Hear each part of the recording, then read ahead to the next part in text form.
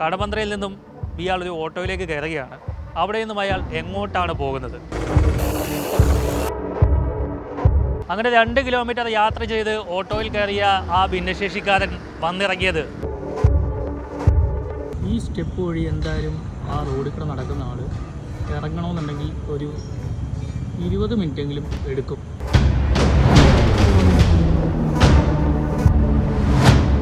ഈ ദൃശ്യങ്ങൾ കാണുമ്പോൾ മനസ്സിലാകുന്നത് എന്താണ്? ആർക്കാണെങ്കിലും ഒരു സംശയം തോന്നും, ഇതൊരു തട്ടിപ്പാണോ എന്ന്.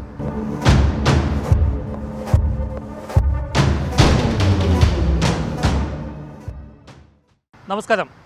കുറച്ച് ദിവസങ്ങൾക്ക് മുമ്പ് കടവന്ത്രയിൽ നിന്നും പകർത്തിയ ദൃശ്യങ്ങളാണ്. ഒരു ഭിന്നശേഷിക്കാരൻ ഇങ്ങനെ നടന്ന് ആളുകളുടെ മുന്നിൽ കൈനീട്ടി കിട്ടുന്ന തുകയൊക്കെ വാങ്ങി ഇങ്ങനെ പോകുന്ന കാഴ്ചയാണ്. അത് കണ്ടപ്പോൾ ഒരു കൗതുകം തോന്നി പകർത്തിയതാണ്.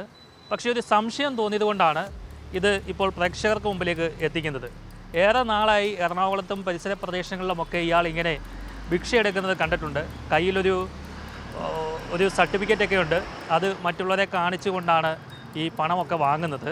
സുഖമില്ലാത്ത ആളാണ് എന്ന് പറഞ്ഞുകൊണ്ടാണ്, എഴുന്നേറ്റ് നിവർന്ന് നിൽക്കാൻ കഴിയില്ല എന്ന തരത്തിലാണ് അദ്ദേഹം അങ്ങനെ നടന്ന് നീങ്ങുന്നത്.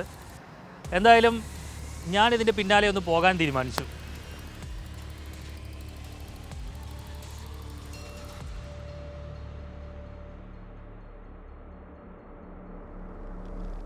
കടവന്ത്രയിൽ നിന്നും ഇയാൾ ഒരു ഓട്ടോയിലേക്ക് കയറുകയാണ്.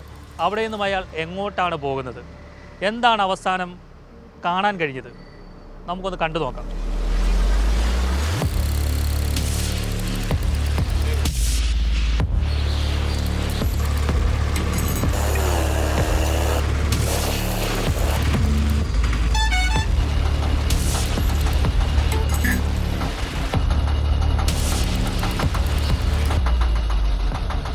അങ്ങനെ 2 കിലോമീറ്റർ യാത്ര ചെയ്ത് ഓട്ടോയിൽ കയറിയ ആ ഭിന്നശേഷിക്കാരൻ വന്നിറങ്ങിയത് എൻ്റെ മുന്നിൽ കാണുന്ന ഈ പാലത്തിൻ്റെ നടുവിലാണ്. അതായത് എറണാകുളം KSRTC ബസ് സ്റ്റാൻഡിന് സമീപത്തുള്ള ഈ റെയിൽവേ ഓവർ ബ്രിഡ്ജിൻ്റെ മുകളിലാണ് ആ ഓട്ടോയിൽ നിന്നും ഇറങ്ങിയത്. ആ ദൃശ്യങ്ങളാണ് പ്രേക്ഷകർ കണ്ടത്. അവിടെ ആ ഓട്ടോയിൽ നിന്ന് ഇറങ്ങിയ ആളെ പിന്നീട് പിന്തുടർന്നപ്പോൾ കാണാൻ കഴിഞ്ഞില്ല. കാരണം ഞാൻ ബുള്ളറ്റിലായിരുന്നു. ബുള്ളറ്റ് അവിടെ വെക്കാൻ കഴിയില്ലായിരുന്നു. ഞാൻ പിന്നീട് KSRTCയുടെ അടുത്ത് പോയിട്ട് തിരികെ വീണ്ടും പാലത്തിന് മുകളിൽ വന്നെങ്കിലും കാണാൻ കഴിഞ്ഞില്ല. അവിടെ കൂടുതൽ നിരീക്ഷിച്ചപ്പോഴാണ് താഴേക്ക്, അതായത് റെയിൽവേ പാളത്തിൻ്റെ സമീപത്തേക്ക് ഇറങ്ങുവാനായിട്ട് അവിടെ ഒരു സ്റ്റെപ്പുണ്ട്. ആ പടിക്കെട്ട് വഴിയിട്ട് അദ്ദേഹം താഴേക്ക് ഇറങ്ങിയതാവാം. ഈ സ്റ്റെപ്പ് വഴി എന്തായാലും ആ റോഡിൽ കൂടെ നടക്കുന്ന ആൾ ഇറങ്ങണമെന്നുണ്ടെങ്കിൽ ഒരു 20 മിനിറ്റെങ്കിലും എടുക്കും. പക്ഷെ ഞാനിവിടെ എത്തിയപ്പോഴത്തേക്ക് ആളെ കാണാൻ പോലുമില്ല. 10 മിനിറ്റുള്ളിൽ ഇവിടെ എത്തി.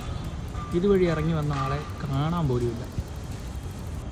എഴുന്നേറ്റ് നിവർന്ന് നിൽക്കാൻ പോലും കഴിയാതെ കുനിഞ്ഞു നടക്കുന്ന ആൾ എങ്ങനെയാണ് ഈ ഒരു കുത്തനെയുള്ള ആ സ്റ്റെപ്പ് വഴിയിട്ട് താഴേക്ക് ഇറങ്ങുന്നത്?